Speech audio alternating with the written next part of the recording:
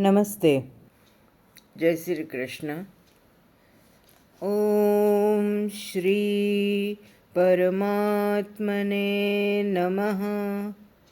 શ્રીમદ્ ભગવદ્ ગીતા અથ પંચદશોऽધ્યાયઃ. શ્રી ભગવાન ઉવાચ.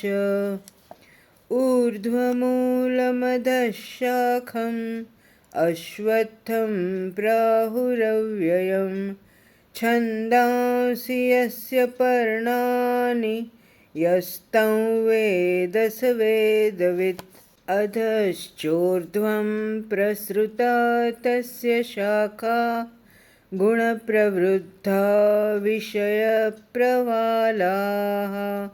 અધશ્ચ મૂલાન્યનુસંતતાનિ કર્માનુબંધીનિ મનુષ્યલોકે. ન રૂપમસ્યેહ તથોપલભ્યતે નાન્તો ન ચાદિર્ન ચ સંપ્રતિષ્ઠા. અશ્વત્થમેनं સુવિરૂઢમૂલम् અસંગશસ્ત્રેણ દૃઢેન છિત્વા. તતઃ પદં તત્પરિમાર્ગિતવ્યૈ યસ્મિन् ગતા ન નિવર્તન્તિ ભૂયઃ. તમેવ ચાદ્યં પુરુષં પ્રપદ્યે યતઃ પ્રવૃત્તિઃ પ્રસૃતા પુરાણી. નિર્માનમોહાજિતસંગદોષા અધ્યાત્મનિત્યા વિનિવૃત્તકામાઃ. દ્વંદ્વૈર્વિમુક્તાઃ સુખદુઃખસંજૈર્ગચ્છન્ત્યમૂઢાઃ પદમવ્યયં તत्.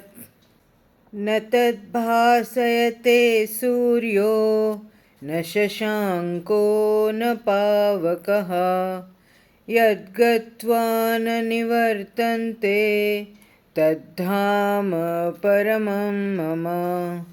મમૈવાંશો જીવલોકે જીવભૂતઃ સનાતનઃ. મનઃષષ્ઠાનીન્દ્રિયાણિ પ્રકૃતિસ્થાનિ કર્ષતિ. શરીરં યદવાપ્નોતિ યચ્ચાપ્યુત્ક્રામતીશ્વરઃ ગૃહીત્વૈતાનિ સંયાતિ વાયુર્ગન્ધાનિ વાશયાત. શ્રોત્રં ચક્ષુસ્પર્શनं ચ રસनं ઘ્રાણમેવ ચ અધિષ્ઠાય મનશ્ચાયં વિષયાનુપસેવતે. ઉત્ક્રામન્तं સ્થિतं વાપી ભુञ्जानं વા ગુણાન્વિतं વિમૂઢાનાનુપશ્યન્તિ પશ્યन्ति જ્ઞાનચક્ષુષઃ. યતન્તો યોગિનશ્ચૈनं પશ્યन्त्यात्मन्यवस्थितं યતન્તોऽપ્યકૃતાત્માનો નૈनं પશ્યન્ત્યચેતસઃ. યદાદિત્યગतं તેજો જગદ્ભાસયતેऽખિલં યચ્ચંદ્રમસિ યચ્ચાગ્નૌ તત્તેજો વિદ્ધિ મામકम्. ગામાવિશ્ય ચ ભૂતાનિ ધારયામ્યહમોજસા પુષ્ણામિ ચૌષધિઃ સર્વાઃ સોમો ભૂત્વા રસાત્મકઃ. અહં વૈશ્વાનરો ભૂત્વા પ્રાણિનાં દેહમાશ્રિતઃ પ્રાણાપાનસમાયુક્તઃ પચામ્યન્नं ચતુર્વિધં. સર્વસ્ય ચાહં હૃદિ સન્નિવિષ્ટો મત્તસ્મૃતિર્જ્ઞાનમપોહનં ચ वेदैश्च सर्वैरहमेव